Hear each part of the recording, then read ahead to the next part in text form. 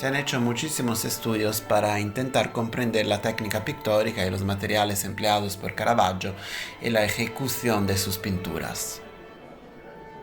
El artista no ha dejado nada escrito y los testimonios de sus contemporáneos son escasos e imprecisos con respecto a los métodos que utilizó para llevar a cabo sus obras. Lo que sí sabemos es que Caravaggio amaba pintar con el modelo, que en su taller la luz venía desde arriba y que era un pintor muy rápido. Pintaba hasta 3 cabezas en un solo día. Nos han llegado pinturas inacabadas, es decir, que se hayan quedado en una fase de trabajo intermedia. Estas nos hubieran permitido trazar, por lo menos parcialmente, las distintas fases de la obra. A pesar de eso, hay unas figuras en las pinturas del último periodo que el pintor dejó en un estado incompleto de trabajo.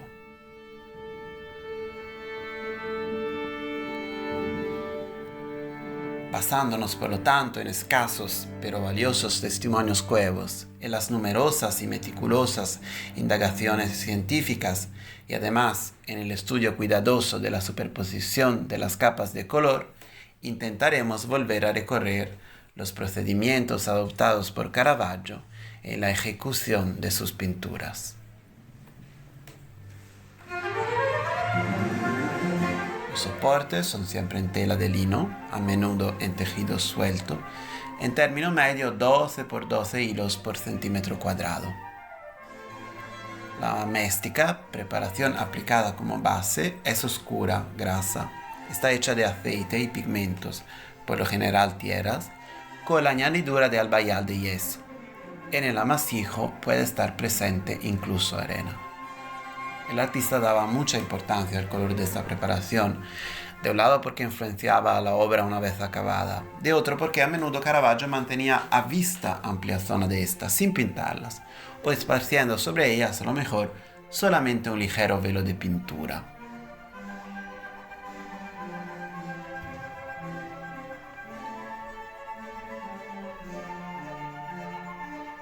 Se fijaban sumariamente los puntos cardinales del esquema compositivo con unas incisiones hechas a mano libre directamente sobre la preparación.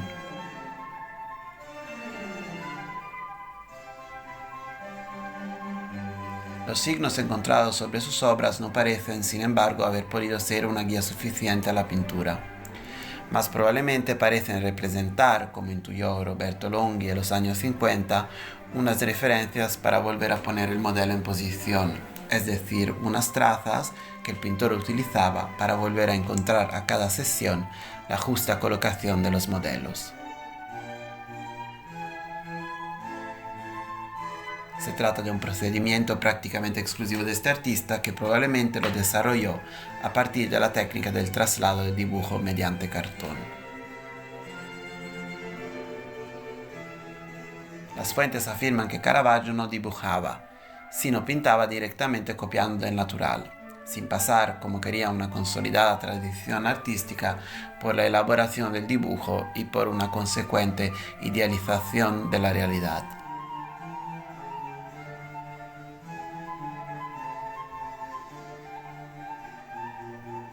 En la práctica, el artista dibujaba pintando, de modo que la obra resultante era realizada a vuela pluma, pues iba modificándose en curso de su ejecución. Se empezaba realizando un trazado gráfico en tierra sombra quemada. Indagaciones recientes realizadas sobre la cena de Maús conservada en la Pinacoteca de Brera parecen contradecir las fuentes históricas sobre el hecho que el pintor no recurriera a la fase gráfica preliminar. El escáner multispectral en infrarrojo ha revelado, además de la presencia de las típicas incisiones, los contornos gráficos de las manos, del rostro de Cristo y de los apóstoles.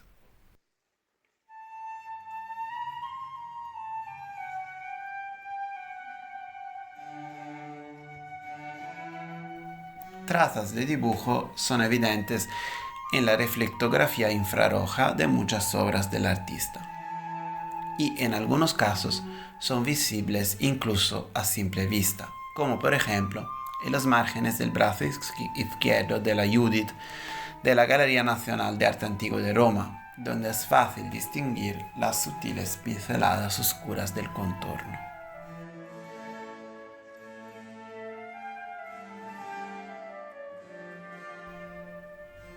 Caravaggio empezaba a pintar sobre el trazado gráfico a tierra sombra cuando aún no estaba seco, con pinceladas rápidas y sueltas, pero al mismo tiempo fuertes y plenas.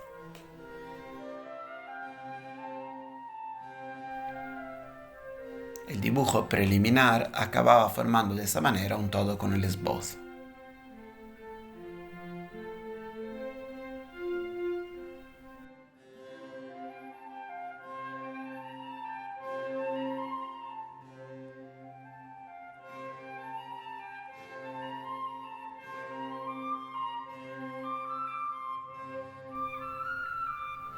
Según el testimonio de Pietro Bellori, Caravaggio dejó a media tinta la preparación de la tela, es decir, utilizaba el color pardo de la preparación como medio tono para las penumbras.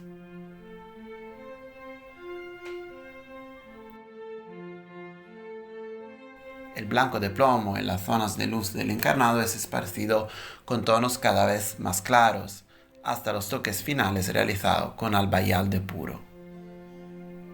En las radiografías se evidencia a menudo un movimiento a espiral de las pinceladas del albayalde.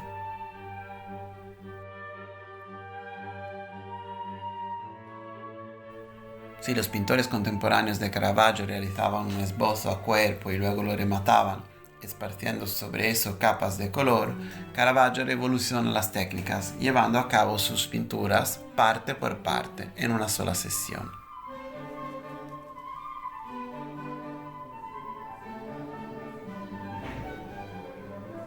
Las capas son esparcidas sin que el color subyacente se desagüe del todo, así que las dos superficies pictóricas resultan amasadas juntas.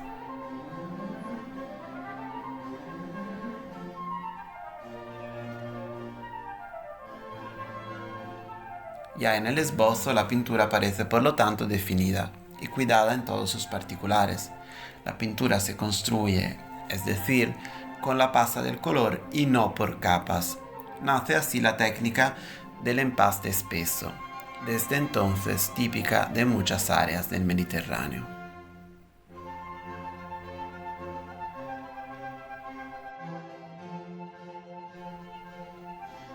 La factura espesa de los esbozos, con sus pinceladas ricas de empaste pictórico, rápidas, movidas y no siempre correspondientes a la redacción final, así como la velocidad de la ejecución, dependían de la costumbre y de la voluntad de copiar del modelo en vivo.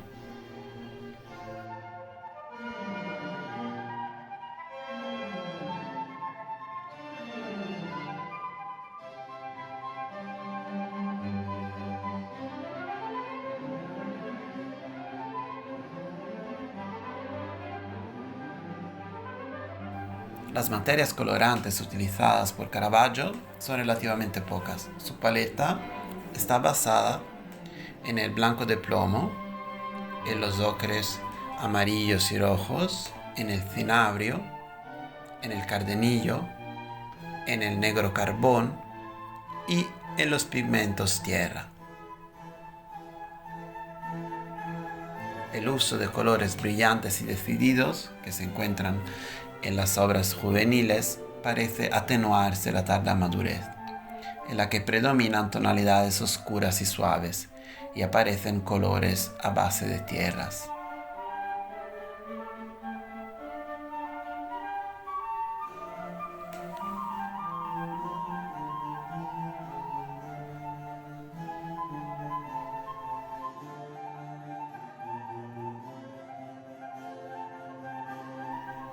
Es Bellori quien, una vez más, nos informa que el pintor introdujo un color todo recargado de oscuros enérgicos, sirviéndose mucho del negro para dar relieve a los cuerpos.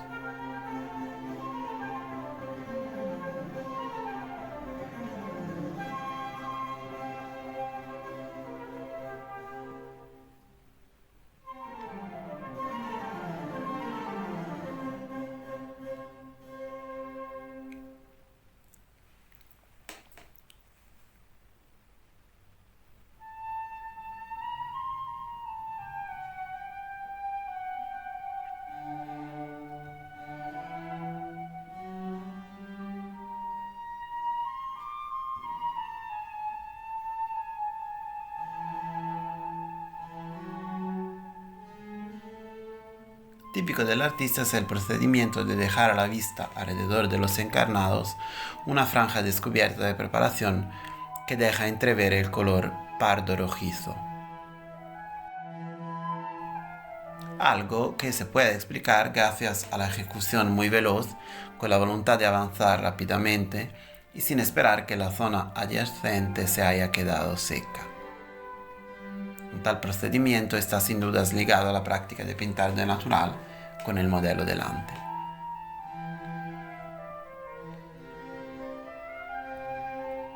La rápida aplicación final no iba mucho más allá del esbozo, o hasta se identificaba con ese, tanto que se han encontrado iluminaciones al temple de huevo sobrepuestas a las capas al óleo aún frescas.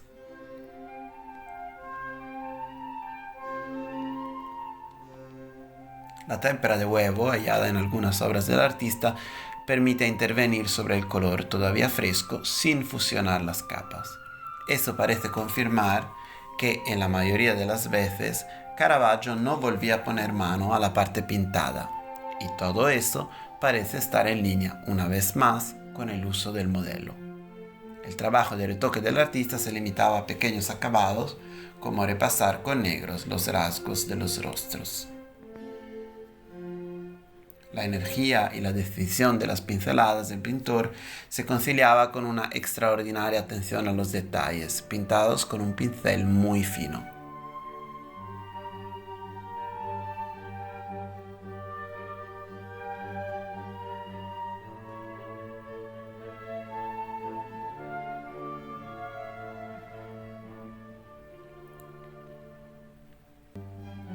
Caravaggio no recortaba sus figuras dentro de perfiles bien definidos. Las realizaba más bien por entero, empezando desde el fondo y superponiendo luego las que iban en primer plano.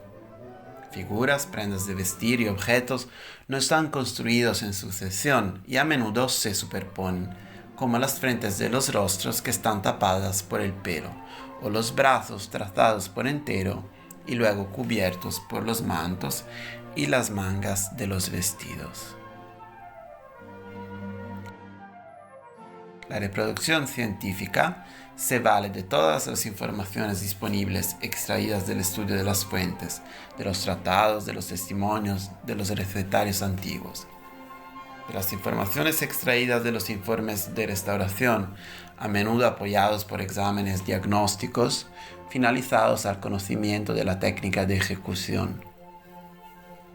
Y finalmente de las informaciones obtenidas de la cuidadosa observación de las obras conservadas, en particular las obras que el pintor dejó sin completar, pero también las que han sufrido en el pasado intervenciones de restauración poco delicadas, que han sacado a la luz capas de materia originariamente escondidas a la vista.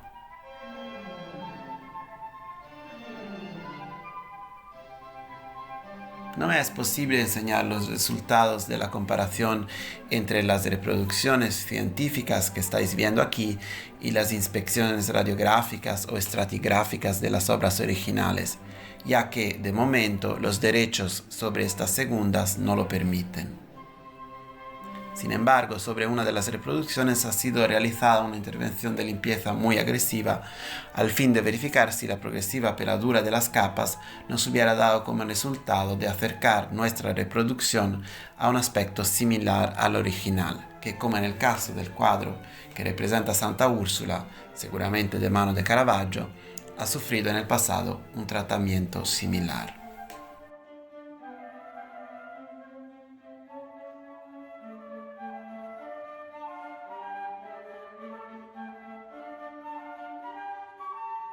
Un tal procedimiento se califica entonces no solo como una comprobación de la corrección de los métodos utilizados durante la reproducción científica de la obra, sino como algo capaz de hacer luz sobre aspectos aún debatidos de la manera de trabajar del artista.